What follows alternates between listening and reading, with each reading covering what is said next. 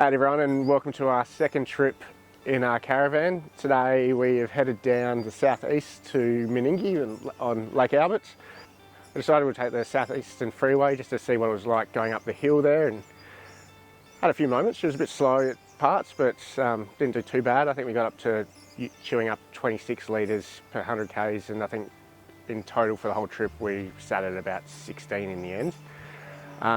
Realised in the first trip we went on that we didn't really show you how to set up, because I was really kind of just concentrating on what I was doing. I didn't really want to try and talk through it. So today we're going to just show how we set up the van, basically from watching videos, what we've learnt. So if I'm doing anything wrong or you've got any tips, please comment below and let me know what I'm doing wrong.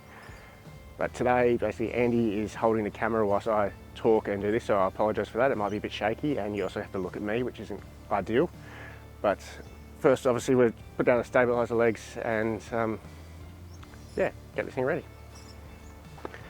What's the wood for? So I've cut the wood chocks because from everything I've seen, people put these down underneath the legs. I'm assuming to give it better traction, but I'm not entirely sure why, because I would have thought that when you put all the pressure on it, these would just sink into the ground as well as what the legs would do, but this is what people do, so I'm going to follow suit. So according to all the videos, they say put them on the angle, so I think it gives it better stability, I guess. But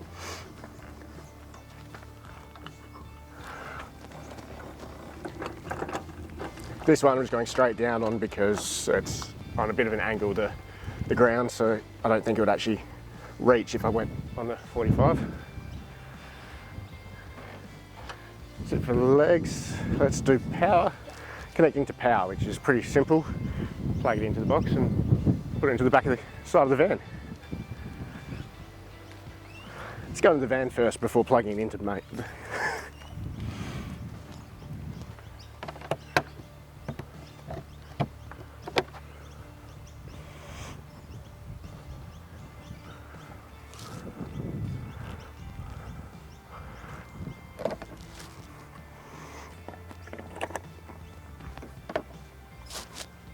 Now we move on to water, and I'm actually a little excited about this one because for once the water's coming from the front of the van, which my tap's at the front, so it will actually reach. Last few times I've done this, the water's been at the back. Well, the taps have been at the back and haven't connected. My hose hasn't been able to reach all the way to the front. God. For this we brought our own brass fittings. Where I've read these are the things to go for. I know they're a little bit more expensive, but they actually don't pop off as soon as you turn the water on, sort of thing. So some of the cheaper ones just disconnect themselves, whereas these seem to hold on and do quite a good job. Only thing is, you've got to make sure you remember to take them with you afterwards. Oh. That's a good tip.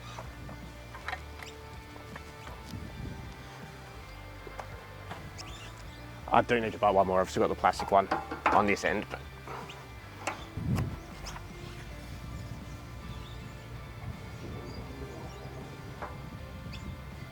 we have water. We have water and we have power. What else do we need to do? Next step is the awning. So we'll pull that out, and she's How do you feel about the wind? the wind. It's a bit windy, but it seems to be, the caravan itself seems to block it a little bit. So we'll put it up and see how it goes. I'm ready. Thanks. You're welcome. Little Duvalacky thing to flick the switch on the awning because I can't reach. There's a little switch on the side here, so for pulling out and going up. Well, one's already come undone, but make sure the locks are flicked off, and loosen up the arms. Loosen up the arm, and again I can't reach, so I'm going to need this guy.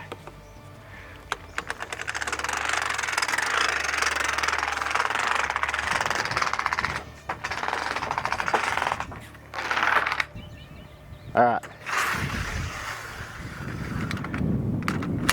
and I would be showing you these things, but Andie's gone for a runner.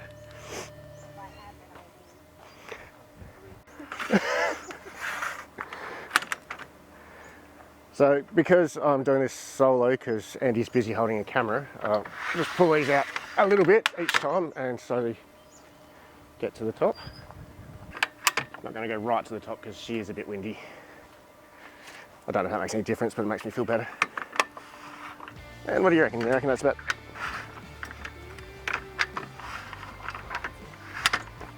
There we go, we're locked in. Tighten up the arms. Right.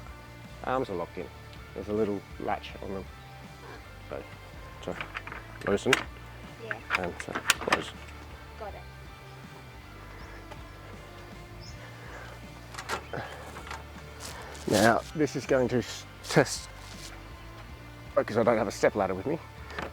We'll put the little awning flaps on. Or the, what are they called? I think they just got a flap kit, an anti-flap kit. I feel like she's about to rain as well. You want to hurry up then? With the van. No, these were a separate purchase, so I think they're about $60 or something like that. But obviously worth it. Yeah. The noise of the flap in the van. Exactly right, and also you can get the full curve rafters, which are much more stable and better offer, but I'm a bit lazy and couldn't be bothered putting them up because that involves a lot of work each time. What's a full curve rafter? So you have 3 poles coming out which all attach to the awning, which hold it very stable and also do it so there's no drop here sort of thing, so when it rains it actually will all come off.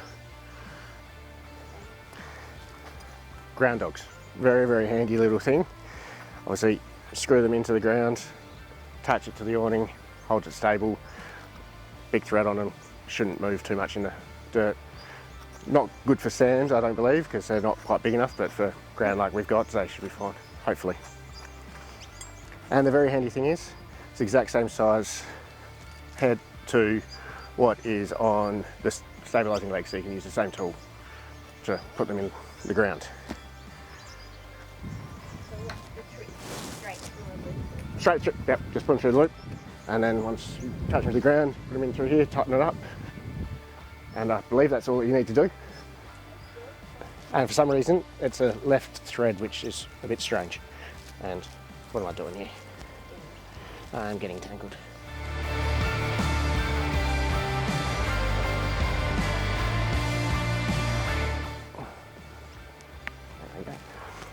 Obviously this would be much easier with a drill, but I haven't got around to bring proper tools into the kit yet. But I don't bring power tools along because Andie will start chopping down things or just finding stuff to...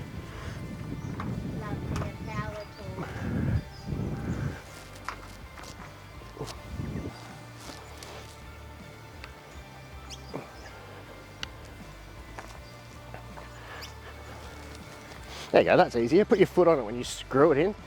It doesn't move. There's a hot tip.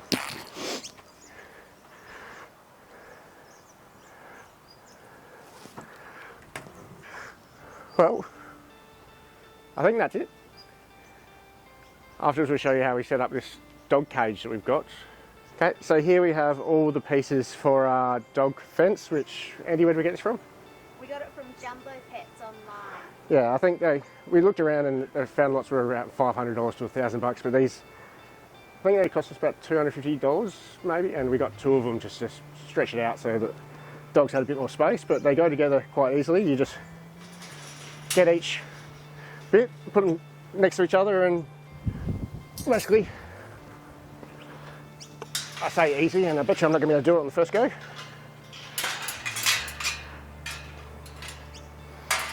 Line up this. It is easier as a 2-person job, but you just line them up, poke the stick through the hole. Both holes. Line up down the bottom. There you go. And if you're on the grass, you can just obviously push them in and they stay in place. We won't show you putting it all together, but we'll show you the finished setup.